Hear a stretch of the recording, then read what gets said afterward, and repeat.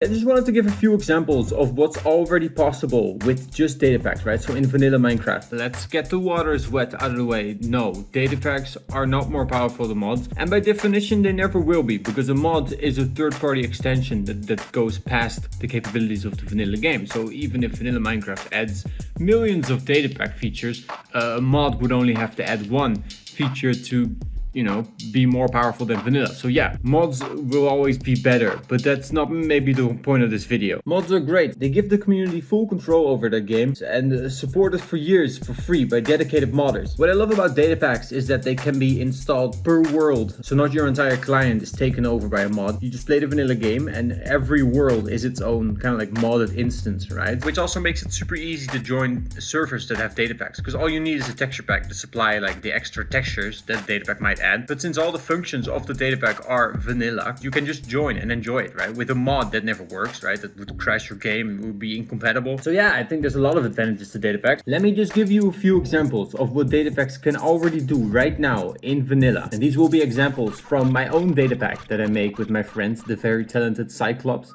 Called the Barely Default Data Pack, in which we have already added purely vanilla new foods with current data pack capabilities. We can already seamlessly implement a number of basic food items, just new items, cookable or craftable, but simple additions like we have cooked tree seeds, right, which you can use in your first nights of survival. That's something cool we can already add. Or cooked eggs, right? Like duh, why can't you cook eggs? That's bugged me for years about Minecraft, so we just added it. Or the pale apple, a special apple variant dropped rarely from pale oak leaves at night, exclusively at night, which gives you a short burst of night vision when you eat it. Isn't that cool? So yeah, more foods. Basically, we can add new crafting ingredients and smelting ingredients. Another example of this is we've added leather scraps. It just helps you declutter your chest. Smelt phantom membrane and rotten flesh into leather scraps, 9 of which crafts into 1 leather, right? You have an automatic zombie farm going that produces leather. Or we made husks drop sand, so you can have a sand farm. Why not? It's just sand. It's just you smelt in the glass. Why is sand like locked behind a finite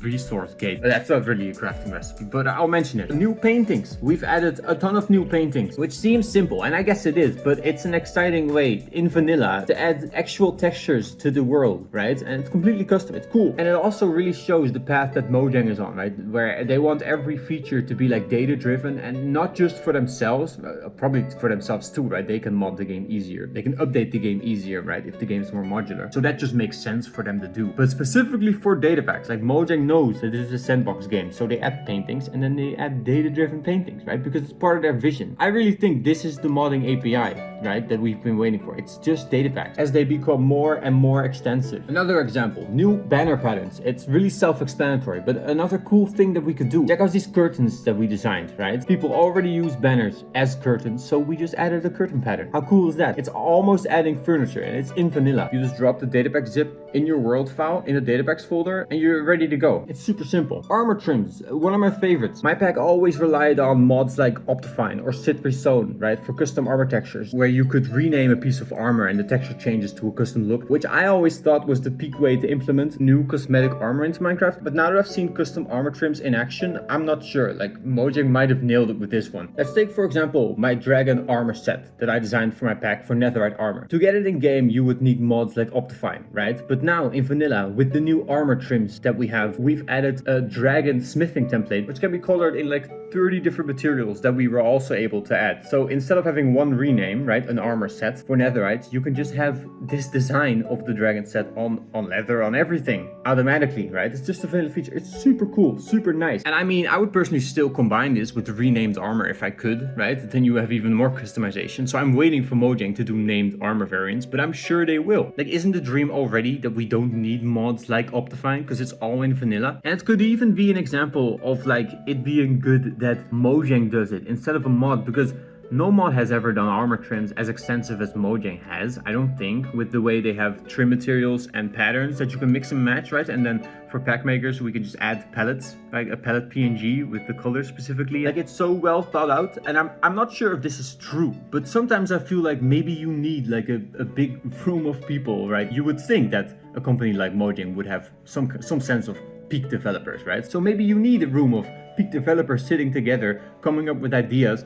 to make a system as like flawless almost as armor trims. It's such a cool system and no mod has ever done it. So like, yeah, sure, mods are cool, right? Great. And Optifine named armor was really cool, but I'm sure Mojang will do that too, and then we'll have both. Let's go over some biomes that's been in the game for a while. In vanilla, we can add new biomes. One of the developers of Minecraft actually made a data pack that adds seasons to the game. It's proof of concept of what's already possible, right? So we can't add custom blocks, but by simply tinting the grass and using the existing palettes of blocks in Minecraft, we've already added so many unique biomes. And to me, if you're a mod maker who adds new biomes to the game, I mean, yeah, not being able to add new blocks is a pretty big deal, but imagine if they do add that, right? Well, that's fine, we'll get to that too. This is about stuff we can already do. So yeah, new biomes, tons of them. And structures too, obviously in the same category. Just add infinite structures, right? As long as they use Minecraft blocks. Weapons, for example, staves, a magic staff. We have 3 of them dropped from bosses in our pack. They have right click and shift right click functionality, so 2 abilities in one weapon. They have custom enchantments. One of them summons minions, and then you hit something else, and the minions go after the thing you hit, like full on like minions, like immersive minions in vanilla. That's so cool and a true testament to the power of data packs and the skill of my homie CYKLOPPS. Confetti cannon is not really a weapon, but it's something we added, you know, yeah, like just for fun. You get it from wandering traders, and you know, just a bit of confetti. It's nice. Apparently, you can also use it to negate fall damage, which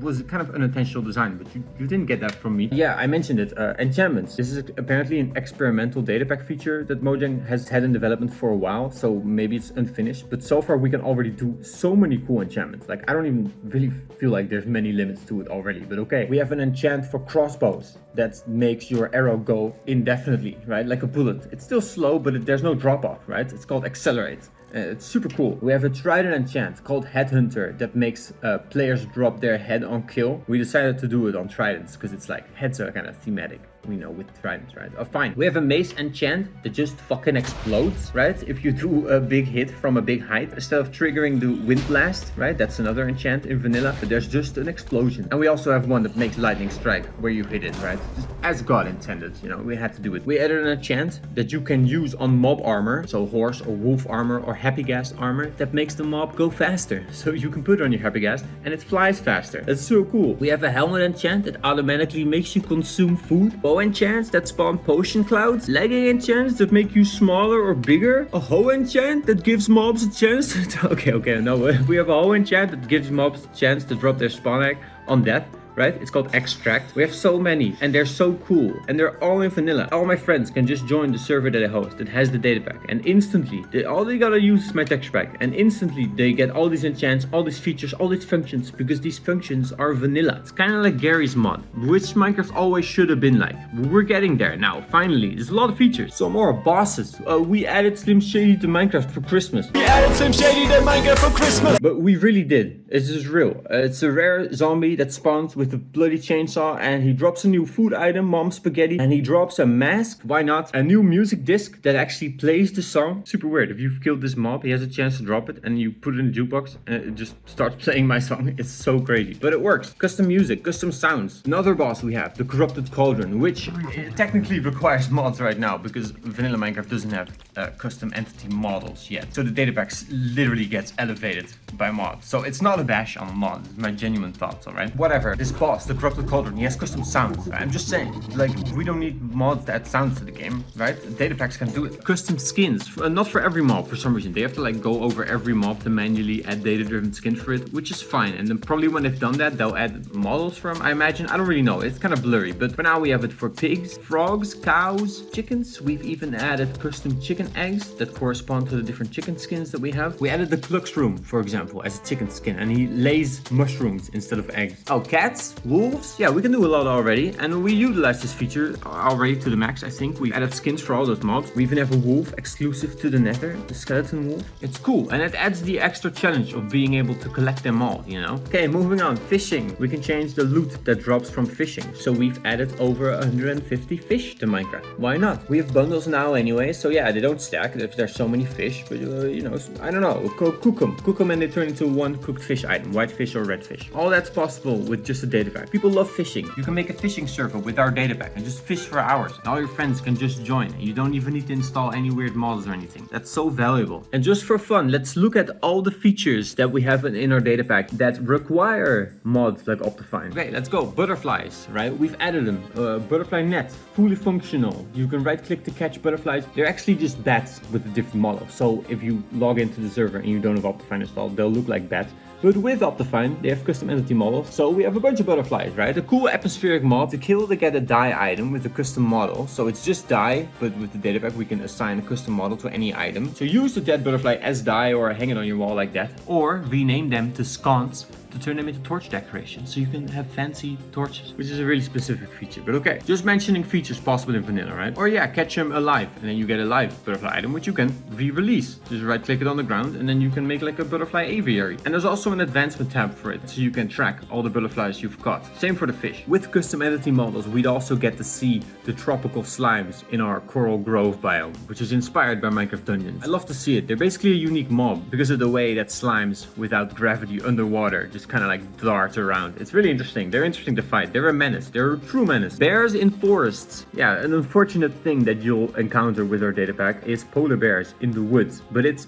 because with Optifine, we would add black and brown bears to forest. Just because I think bears are cool and, you know, make forest a bit more dangerous, you know, even at daytime. It's a cool dynamic thing, right? You gotta watch out for the cub, right? We're just utilizing the vanilla polar bear AI. So, you know, giving it a different look, putting it in a different place. Theoretically, it works. More iron golem types. Check this out. In vanilla, we were able to add boots of swiftness, a new item in the data pack. You get it in dungeons, and if you wear them, you get a speed boost, just a swiftness potion effect. They're kind of like a turtle helmet, but then for boots. Just a cool early game item we added, right? That you could get it or not. It feels really survivally, RPG-ish or whatever. Anyways, yeah, you can equip those if you get them on an iron golem to turn it into a super iron golem, which is simply a really fast iron golem. And that's still possible without Optifine, but it'll just not look custom, you know, it'll just be really fast. And then you can just know, oh, he's probably wearing the boots of swiftness. And yeah, I want to be able to do that, so let's get it. Entity models. Let's go, Mojang. It would allow for so much customization, and I'm sure that a lot of mods right now would change to become data packs instead. And this has already happened. There are already big mods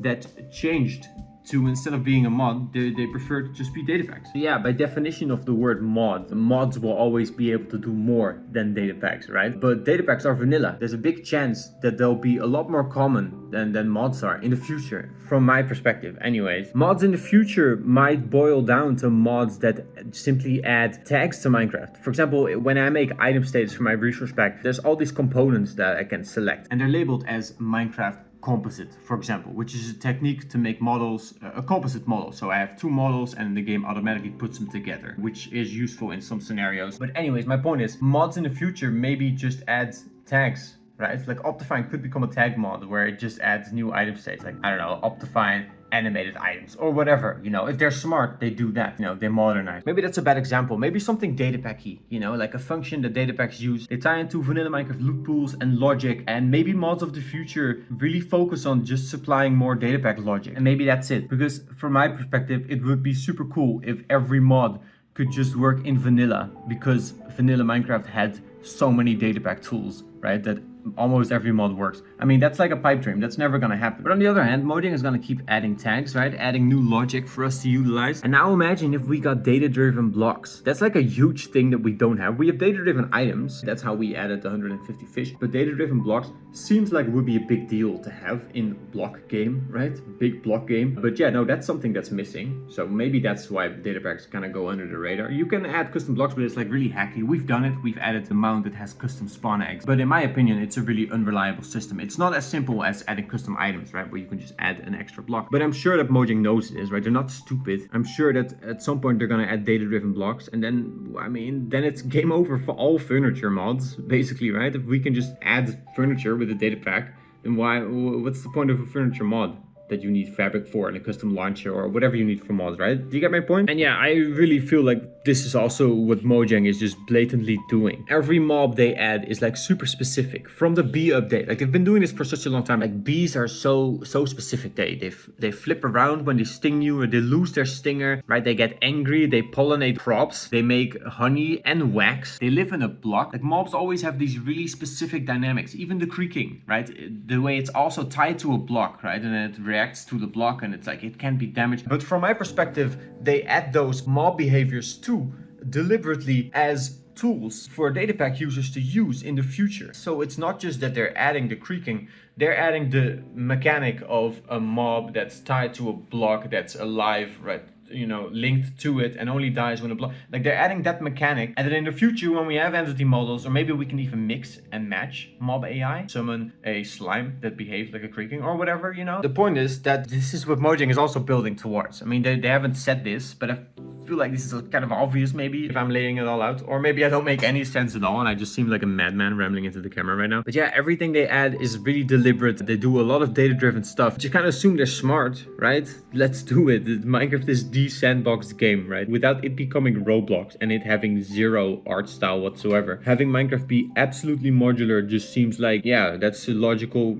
direction for the game to go. Like Mojang also knows the value of their creators, like pack makers, data pack makers, modders, right? Who will in the future hopefully become data pack makers or not. I don't know, dude. I don't care. Do your own thing. But the point is, they know that their game thrives on this community. Like me, with my endless commitment to my own texture pack, automatically makes me love Minecraft forever. If I didn't have a texture pack to invest in, like my own project within Minecraft, almost as if Minecraft is like, I don't know, Photoshop, and I'm making art in Photoshop. Except Minecraft is a game, but I'm still making art in the game. If I wasn't able to do that, then Minecraft might be a game that I just forget about. And now I have this endless, infinite commitment, this game in my soul, in my heart. And there's millions of people like me, all these modders, all these data pack makers. Mojang really knows that this is a valuable part of the community. So I definitely think that they're leaning into it, going in that direction fully. These are my predictions. I really think that data packs could really take over the scene in like, I'm talking in like 15 years, right? In a while. It would take maybe a generation, right? But I fully believe that Minecraft is a 100-year game, and they do this every update again and again. So people